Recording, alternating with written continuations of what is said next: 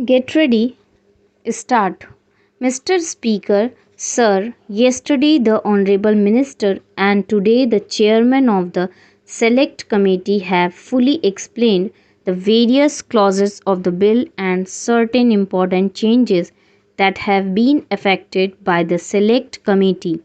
I propose to confine myself to two or three important features of the bill which require re examination and close attention by the government. Sir, I need hardly emphasize the important role which the electricity supply undertakings play in the national economy of the country. Indeed, the development in other spheres depends upon the full development of the supply of water, and this bill is of vital importance, affecting as it does the development of electric supply undertakings in the country. I am focusing attention on the role that the private electricity undertakings are playing in the supply of electric power with a view to drawing the attention of government to the difficulties that are bound to be faced by these electricity undertakings in one or two directions. In this connection, I would not, therefore, like to take much of the time of the House, but I would like to draw the attention of the Honorable Minister to what my friend Sri Tulsi Das has stated and with whose comments I am in full agreement. As a matter of fact, the approach of the government to the bill is to fulfill three basic considerations so vital for the healthy growth of this industry. Firstly, that its proper control and regulation is but necessary. I fully agree that this is subject to certain differences on basic aspects, but the important consideration governing this bill is to attempt at providing suitable incentives to the industry which alone can enable it to increase its capacity to the desired extent.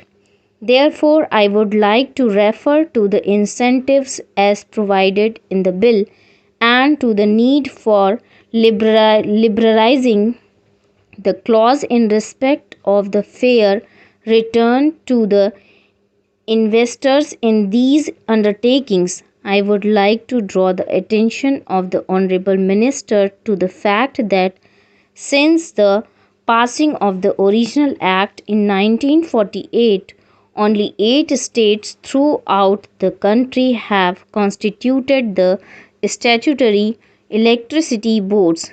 Among these states are Madhya Pradesh, West Bengal, Tamil Nadu, Kerala, Rajasthan, Punjab, Odisha, and Maharashtra, and therefore we find that many of the states have still to constitute these electricity boards.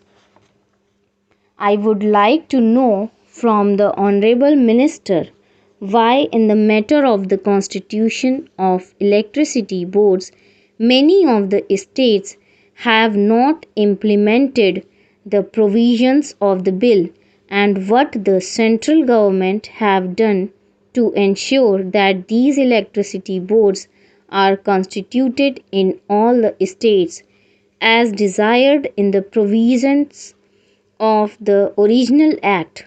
Perhaps it may have been the problem of taxation which some of the states may have in view while not proceeding with the constitution of the electricity boards.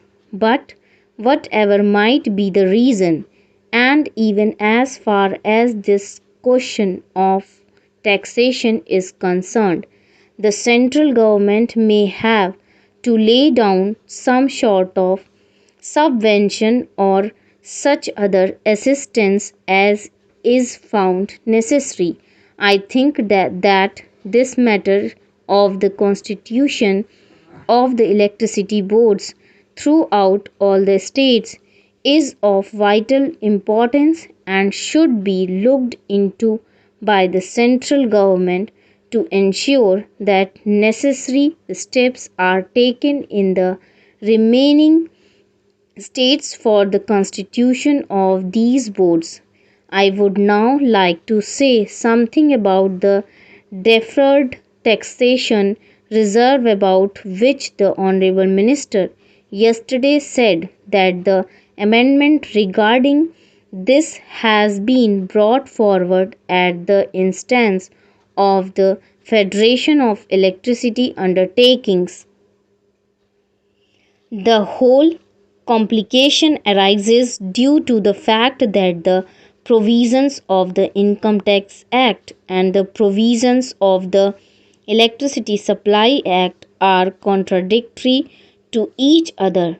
While the Income Tax Act, with an accelerated depreciation in earlier years, results in larger tax relief in the earlier period, and thereby the tax liability of the undertakings is deferred for a future period. The Electricity Supply Act restricts the provision of depreciation to a much lesser degree, and to that extent the profits of the electricity undertakings in regard to the income tax, development and depreciation rates are restricted.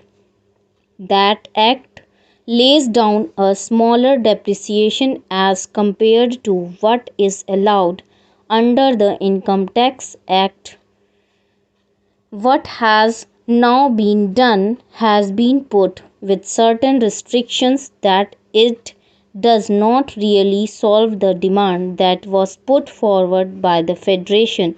As a matter of fact, if the electricity undertakings should have been allowed to set aside that reserve for taxation liability for future years out of the profits which they earn year by year, out of the rate increase which they have put into force from time to time, that would have met the needs of the situation, but the clause as it has emerged would rather create more difficulties than solve them, and it has therefore been further represented to the ministry by the Federation of Electricity Undertakings. Full stop.